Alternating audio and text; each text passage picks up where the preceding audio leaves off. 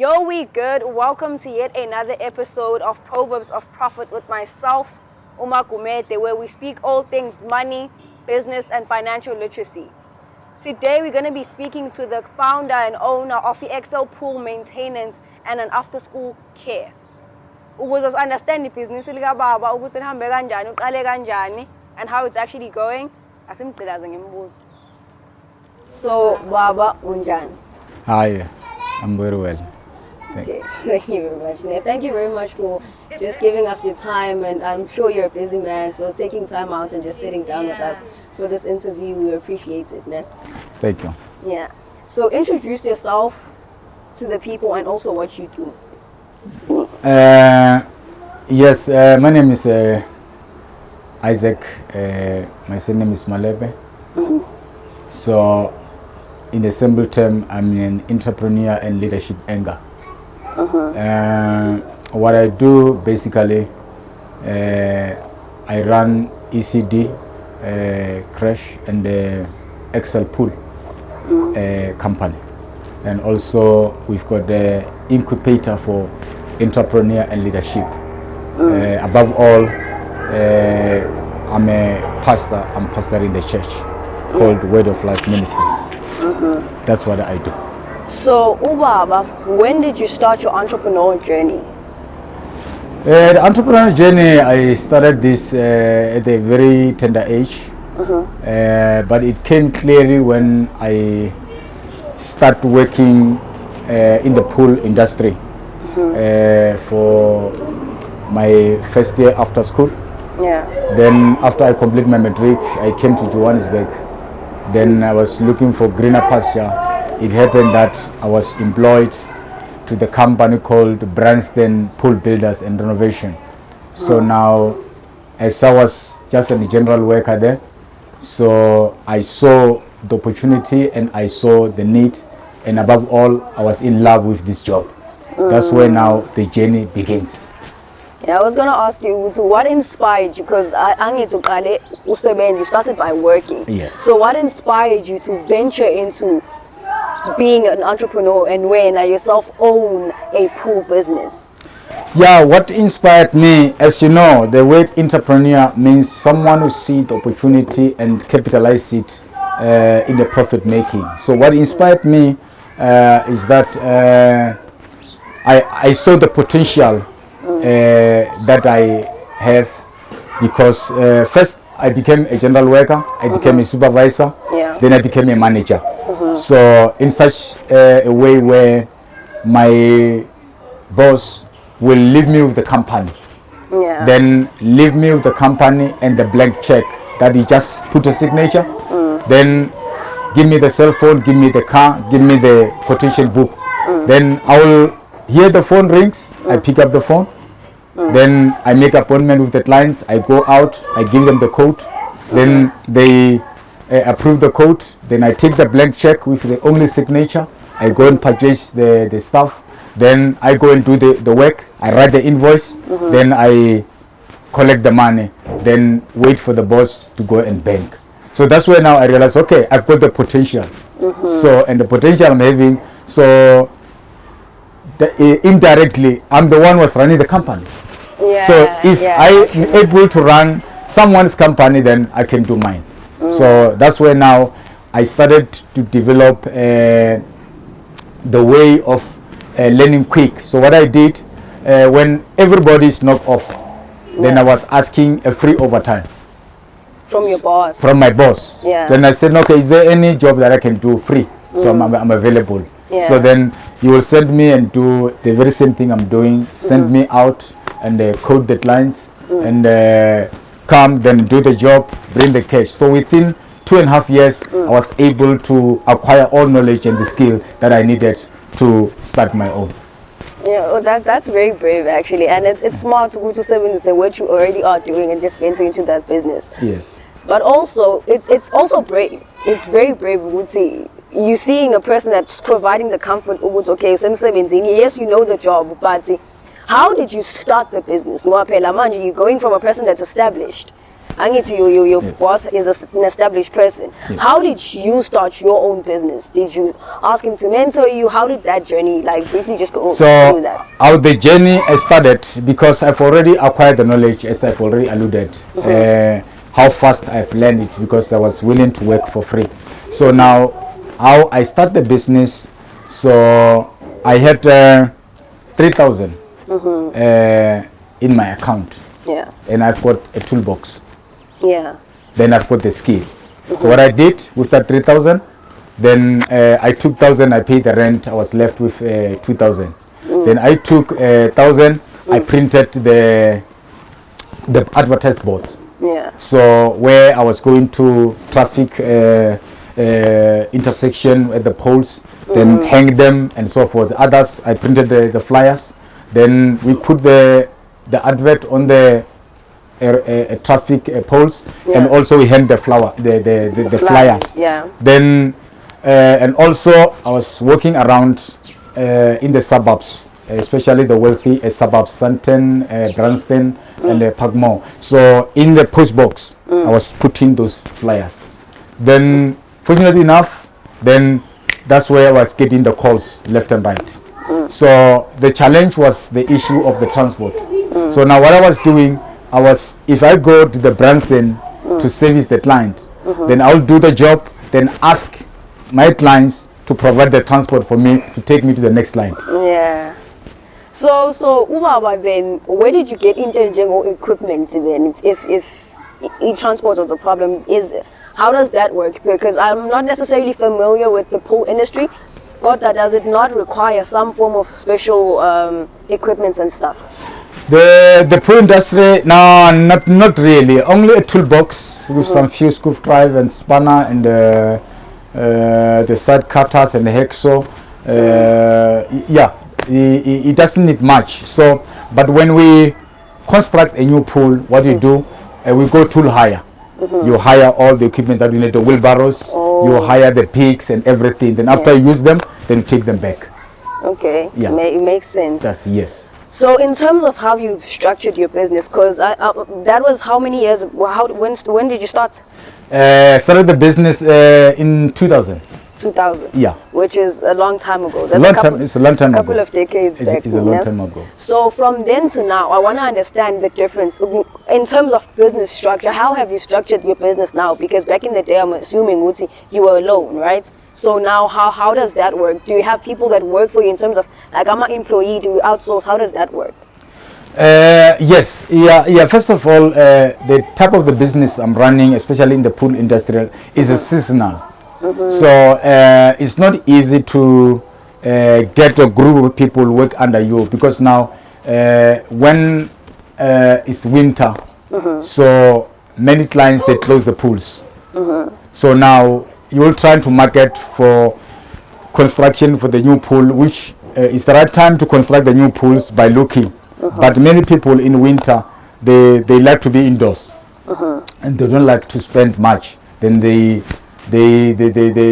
suspend the service job a bit. So what I did, I used to have the team that was mainly for maintenance.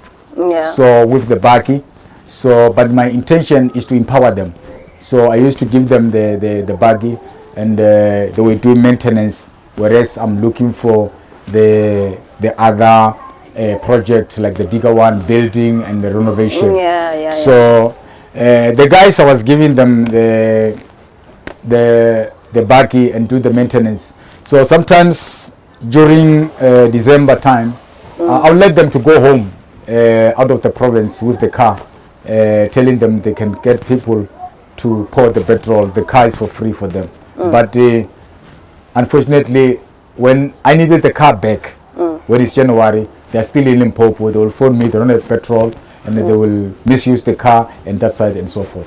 So now those are some of the disadvantages that we've been having. Then now I sit down, then I structure it. I realize, okay, let me reduce the maintenance, but outsource the building and renovation. So the maintenance then is being reduced to the size in such a way. They are few, but I'm making enough a profit to pay my two helpers and also to maintain the business. So you have 2 people that work for you, Yeah, and then you full-time. outsource the rest. The repairs and the building, yes. How do you find the outsource? Like, how do you find the people to do the job for you? The outsource, what I did, they are the people that most of them I've trained. Oh. So I train them, so give them the skill, so release them to be on their own.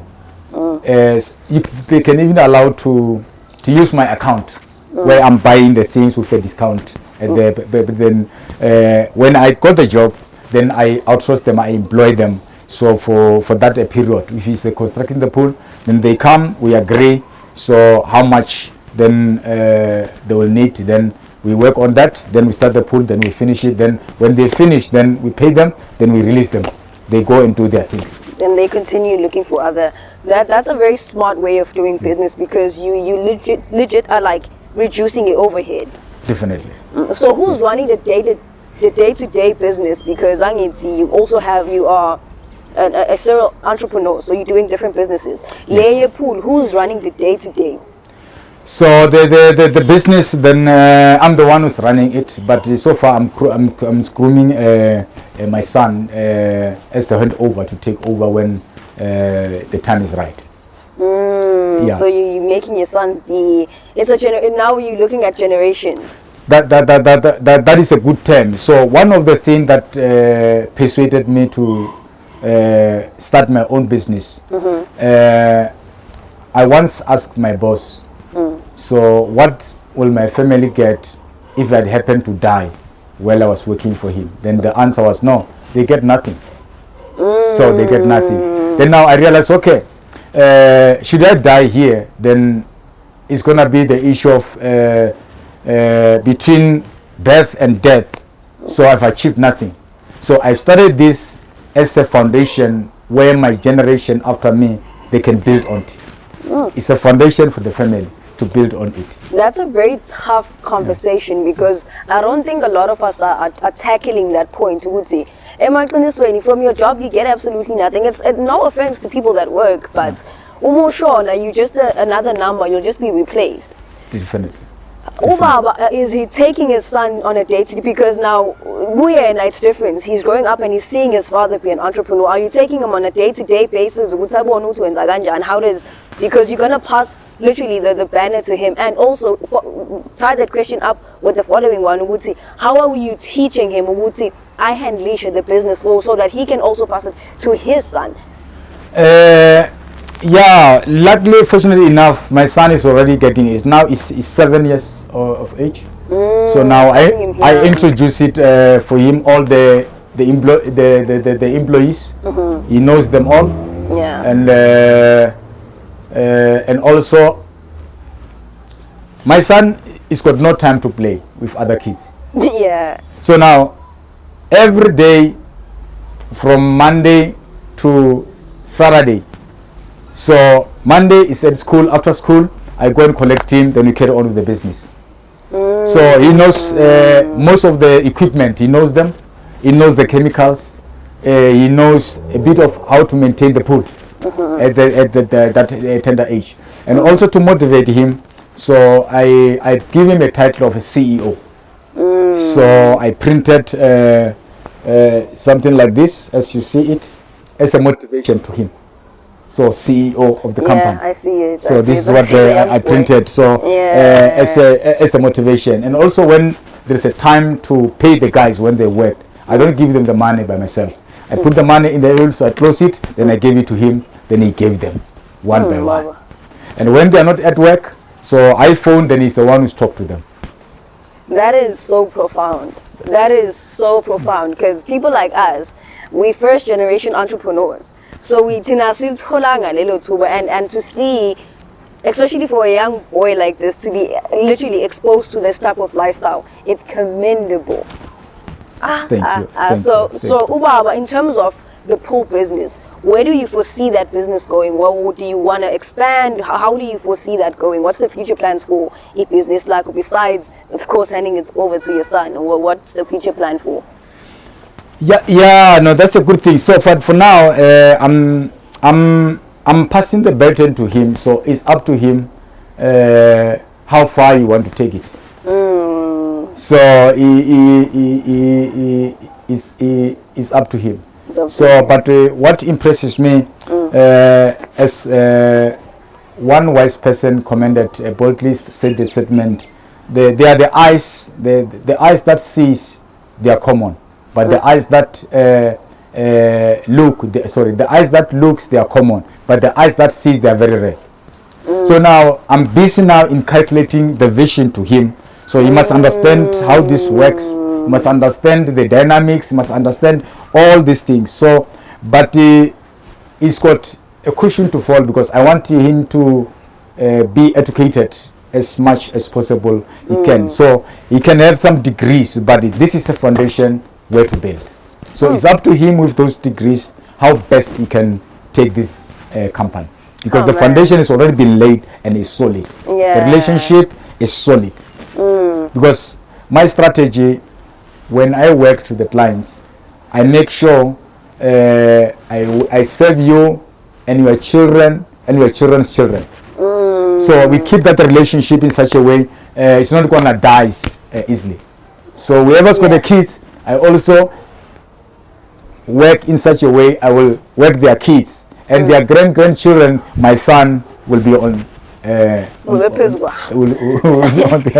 speak about the importance of our relationship in businesses, because especially in Sinamanta Abasha, we feel so entitled a lot of the times. So please speak on literally the importance of especially a business. I'm assuming it really does require relationship building, and please speak on the importance of you see, business. Every business needs a relationship. All the business. So one of the things that disturb us, as especially Africans, we've got skills, but we are not knowledgeable how the business works. So relationship is very important, because before you make the profit, you must sustain relationship. So the profit will follow on its own. So it's not easy to maintain the relationship. It needs you to have some principles, like have some values, be trustworthy, be ethical, be honest, be truthful, so that the trust doesn't come overnight. You have to earn it. So when on the day set when I start my business, so that is my core value in business, to maintain and sustain the relationship with my clients. So most of my clients, we pass the stage of friends. I call them the family. That's how related we are. So I think the pool business is very commendable. How you've structured it, how you plan on giving it to your son, like it's commendable. I wanna branch off into the aftercare service, because it's essentially una crash if Yes. So Ubaba, how did you start? What inspired that business? The crash. The crash is the love of the kids. Is the love of the kids. And also I was inspired by one of the proverbs said by a Chinese poet. He once said, the fruits of tomorrow, they are in the seeds of today. So now children are the leaders. I'm more fascinated, and I value leadership a lot. So the best way to inculcate the leadership is to start when they are young. So that is why we persuaded us and prompt us to open the child daycare center. So we want to start them, introduce them some leadership and responsibilities. So aftercare, how did you start that business? Yeah, the aftercare. So how I started it is after we purchased this land, this property. Then we put the fence.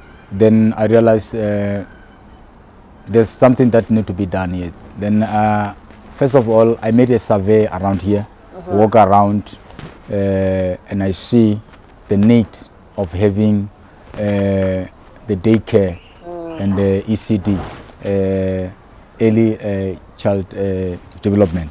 So what persuaded me is also the issue of the children abuse, those who have been raped, a lot of things that they are happening to the kids. Then I saw many kids running around here and unattended. And I also studied the work, the people who are in Gauteng, most of them, they are working. And when they work, they can't take the kids at work. Then that's where now I started to sit down and see, okay, there's a potential that we can start this business, helping the kids, and also at the other hand, making the profit. Then I took my wife to study the course about early child development. Then she acquired a qualification, the skill and certificate. Then after acquiring, then I took her to study the health, because when you are taking care of the kids, you must have the basics of health. Then she went and have the basics in health. Then she acquired 2 certificates. Then we went and registered with the authority. Then that's where now the business started. Yeah, I was gonna ask about the qualifications, because I would assume to can come at some. I'm sure there's some form of qualification you have to have. Yes. So in terms of, because I get that now, the question no longer is there. But then, in terms of hiring, what do you look for Gugubantu of Obakashai? So hiring,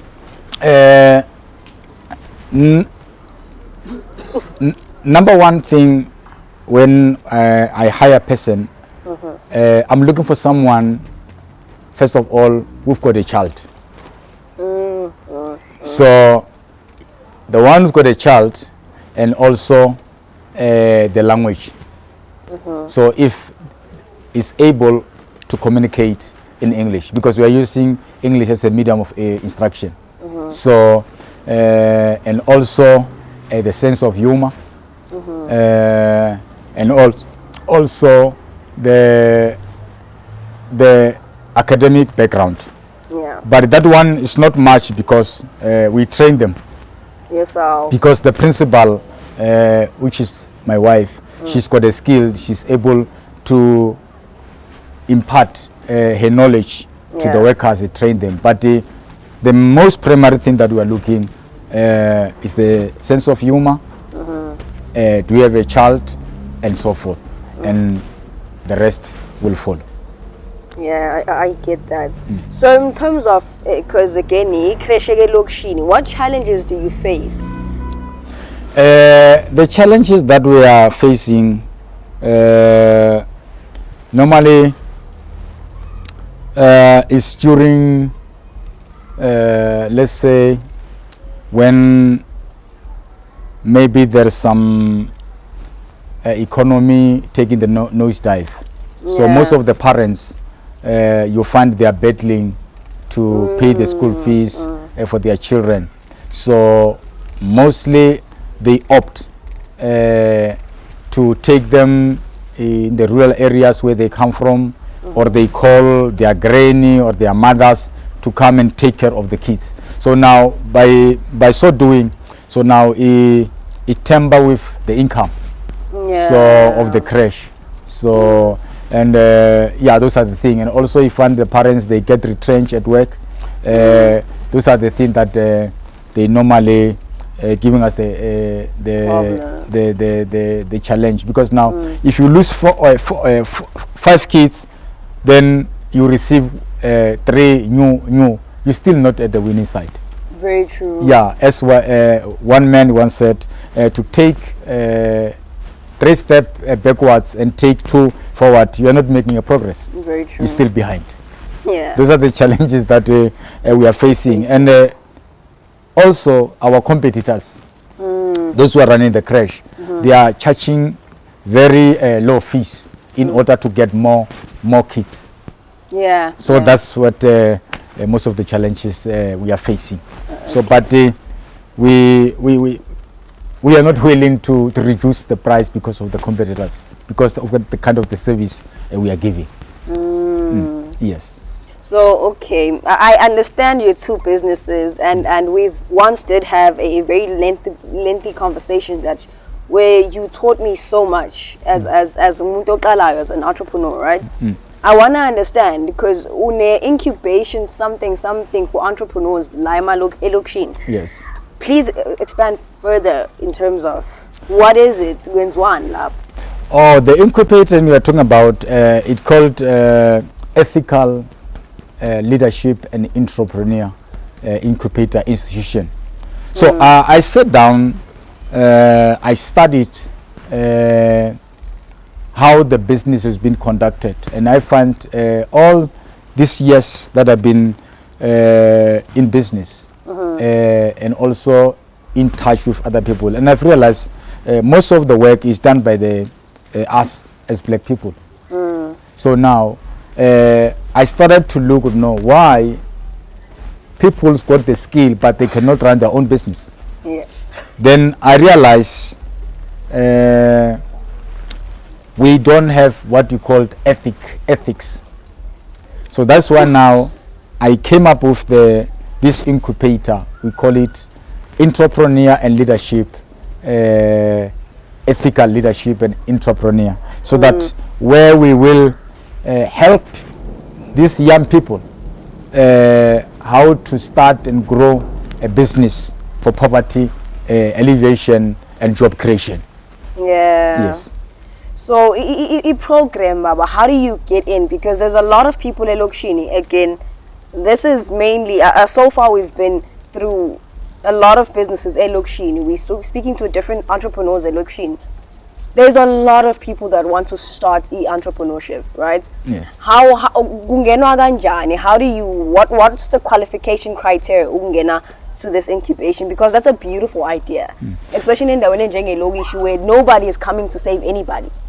Yes. Yeah, no, the qualification is very simple. It's just having that desire and the vision that you want to start something. Then we are here because we are specializing in the business networking, branding and advertisement, marketing and the strategy, mentorship and coaching, and leadership and management. So those are the very important facts that we will arm them and empower them with, because most of the people they are doing the business, you find they don't have the skill how to be known or how can they advertise their company. And also they don't know the strategy. So how can they make known that no, they are selling X or they are doing this? So more especially the people who are, some people are cooking, some people are selling the tomatoes, some people are doing various things, but they lack the basic things. Then you find someone is cooking the food next to where there is a dump. So already the location of the business is not in line with what you are doing. And someone here is trying the business, is buying maize, maize.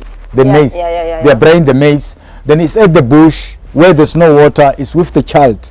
So now, when people pass in there, what comes in their mind? Okay, when the child has been mess him or herself up. So after you help the child, where do you wash your hands? So all those things, those are the things that we want to help them to be ethical. So in whatever they are doing, if you are selling X, so you must also try to be presentable. You see, trying to be presentable. Those qualities are very important, especially isn't just jungle branding, because these are things that you won't find. Nobody's teaching that at Lokshin. You just know what's okay, Lambile, out in Tati port, Pangela Pana, Nipele, Istwala, Nitorele, Papa Nitorele, Inyama Nigele. So in terms of, because you said anybody that has an idea, How are you spreading though the news elokishini? Because these are market. Nobody's teaching you marketing elokishini. Yes. How are you getting people to know what's okay? I'm doing 1 or 2 or 3. Yeah. So firstly, I earmarked people first of all. Then I earmark them. Then I go to them and sell the idea. So then if they are interested to know better and to better their businesses, then they are invited to come, then they see it. Then when they are well equipped, then very same people, I'm asking them to go and invite others and doing the same thing. So you're trusting word of mouth? I'm trusting word of mouth because if I use social media, we're gonna be overcrowded. So people, they'll come in a large number. Then more especially, my incubation program is for free. So we don't normally charge. So that's why it's limited number. Yeah. We take up to 50. Yeah. So empower the 50. When the 50 is okay, then they can go and do and multiply and do the rest. And do the rest. Yeah, to impart the same knowledge that they got from us. Yeah, That is what we were believing in. So Baba is doing something to empower and to change Ilogish, to do something that's very beneficial for Ilogish. That's Who are you working with? How do you put this together? Because Integanjena requires funds, right? Yes. So how are you getting your funds, and how are you also sourcing people, or are you the person that's personally teaching people their branding, or are you finding other people to do like in institution yakho uyenza uyi-one and you're teaching people, or you're bringing other people? And if so, even in funding, how does that work? Ngoba idinga imali at the end of the day. As much as it's a beautiful idea, and I feel like it's commendable. Yes. Abantu baselokishini or people that are around here, Oliver, should be literally begging you up. How are you getting funding and also the people to teach? Isn't they fana no branding kanje? That is a good, interesting question. So, how I get funding? So, my two businesses, they are the co-founders, Excel Pools and the Stepping Stone Crash. So, they are the one who are funding this initiative. So, we will supply some refreshment for the people who are coming. Those who don't have the transport to go back, because sometimes we knock off late. So, we will transport them free of charge. So Excel Pool and Stepping Stone Crash, they are the co-funders so for this initiative. So because now I realize if I can wait for the funding, so I cannot start anything. So the funding, if it's there, it will find me along the way. So one man once said, the resources will find you while you are on the way. Yeah, the resources will attract the vision. So we don't wait for the money to start. The money will find us while we are on the way. Yeah. It will attract the people. So the very same people that we are empowering, so we will encourage them to plant it back so that other people, they can get help as well. So, but it's not obligatory or compulsory. So it's the issue of a willing. But right now we get fulfilled when we see someone succeeding. So I'm just a facilitator and coordinator. So my first daughter is a managing director of this incubation, and my second daughter is a senior administrator. Then my boy is a chairman.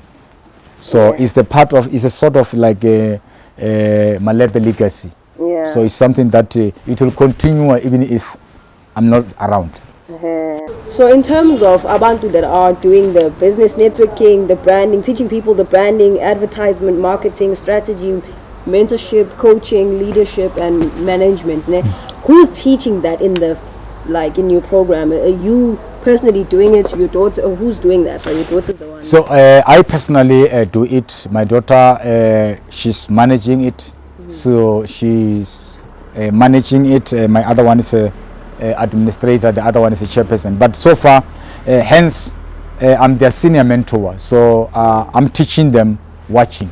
So we are in the mentorship program with them. So on the level 1. We say, I do as you watch. So I'm doing it, but as time goes on, she will start doing it. So hence, she's already entrepreneur on her own. Yeah, she wants have the concept called mall navigator. So she approached the big malls, wanted to do the parking system, so that when you park the car, so that when you come out, so you can able to locate where your car is, because many people, they get lost. So it's an entrepreneur on her own. So already the impartation is there. As the saying goes, the apples doesn't fall far from the tree. So I'm very happy. So the way that's why I make a managing director. So already she's an entrepreneur on her own. But normally I teach, and also most of my clients, as when we begin, we spoke about relationship. I built a very good relationship with my clients who are professionals. Some they are business consultant, some they are entrepreneurs, some they are investors, some they are lawyers, some they are advocates, some they are accountant. So because now this is all about incubation for all these skills. So when you run the business, you need a lawyer to draft a contract. When you run the business, you need accountant to put your books in order. When you run the business, and also as far as psychologists. So I roped everybody in the nest so that they come once a month. So coming and empowering them. So sometimes you start the business, then it goes, take the nosedive. You need a psychology to come and deal with your mindset and so forth, so that now you can go back to your feet. So, but mainly I'm the one who's doing it with my team. Yeah. It's very beautiful how you incorporate just the idea of generational wealth and building a legacy, because Excel pool, your son, you making sure to call, and even here you implementing, you taking your daughters, and then now still. Yes. It's a very beautiful thing to watch. So Ubaba, I want to understand from your perspective, what does success look like to you? And would say, okay, when I reach this level, then I will be successful, or have you already reached that? So how does success look like to you? So for me, success, is when someone have the ability to empower the next person to be a better person. That is, for me, is a success. So when I'm able to plant a seed to someone to progress in life. So that for me, the success, I called the success. Because now, if, like now, to give you an idea. So where you are interviewing me in this land, so we bought it with a family money, but with a very reasonable price. So someone came and offered me 2 to 4 million to buy me out, because he want to put the thing. But because I've already have a vision that I want people to succeed, so I would opt to take that money and buy nice cars and buy a townhouse for my kids. Then we end up there. But other people will be out there. That this place where I do this ethical leadership seminars, taking the place here, so that now they will be left out. So now the success is when you are able to plant a seed that will make other people better. That for me, I call it a success. Yeah. Yes. So as we close the video off, because this is just was a golden moment. So as we close this interview off, Obaba, give us a word of wisdom. Like in this, as with the say saying I from the interview, it's okay. We're young people. We're looking to start businesses. We don't know where to start, how to start. See, clueless, hopeless. What would you say to a person that has that type of mindset as you close us off? Yeah, my simplest advice to the young people is that they must inculcate the spirit of teachability. So once they inculcate the spirit of teachability, because the youth of these days, it's not the youth like the 90s and the 80s. So the use of this, because of the technology, they know a lot of information. And by knowing that information through the gadgets, they think they know it all. So if they can inculcate the spirit of teachability, then all will be well. So in Zulu they say indlela ibuza ba phambili.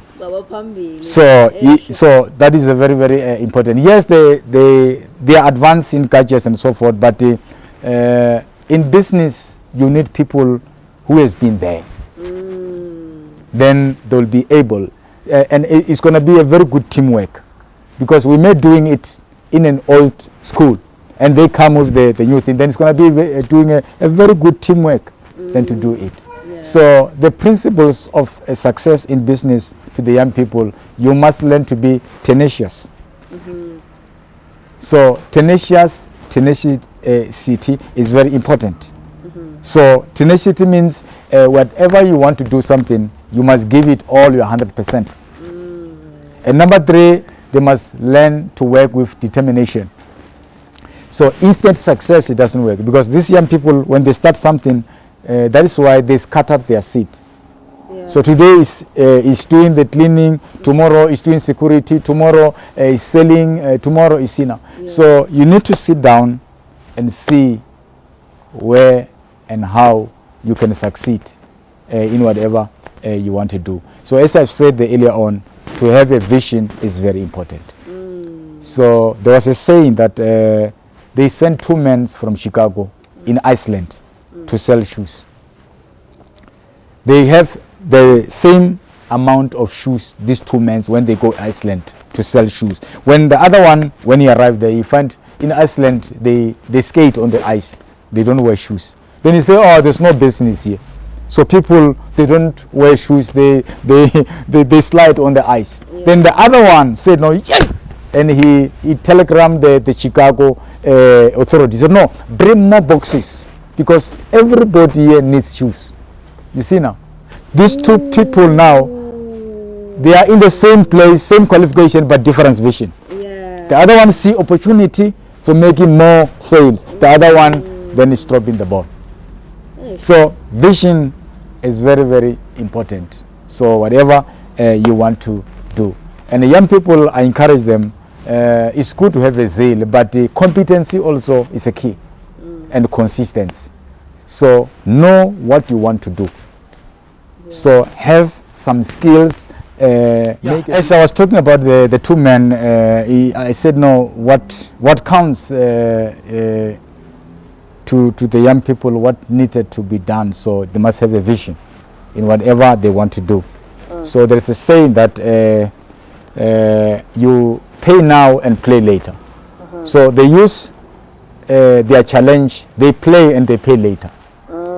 So that's why when a young person starts the business, when his first profit, you will see him changing the clothes and buying an expensive cars. Very true. So that is where that's why they need this empowerment, incubation. That's why now we will prune them, we will trim them. Or no, business, it says upside down. It's not the tape that will run continuously. So now you must learn, pay now and you'll play later. Yeah. So they are the cars that you have to drive while you are 30 or 40. So you must not just trying to do everything at the same time. So patience is a key to the young people as well. So more especially if they want to be successful in business. Yeah. So one man once said, the one who knows how the business run, so he will always find the job. But the one who knows why I'm doing what I'm doing, he will always be the boss. Yeah. So it's 2 different people. So now, if you want to be an entrepreneur, you must know why am I doing this, and you're not going to quit, because you know the reason why you're doing it. So young people, my word of wisdom to you, Gori, the instant success doesn't last. Very true. Pay now, play later. Yeah. Hayi ongazwile akafuni. Ongazwile akafuni bevele buyenqini emokho inhliziyo literally. Baba, thank you so much for just giving us your time and being patient with us. Thank you very much. We could have never ended the episode any better. Thank you so much for watching. Like, subscribe, comment, hit the post notification bell. This was beautiful, man. Goba sqabanang izobonana next week. Thank you very much. So should I look the camera? Talk to me. Relax. Talk to me.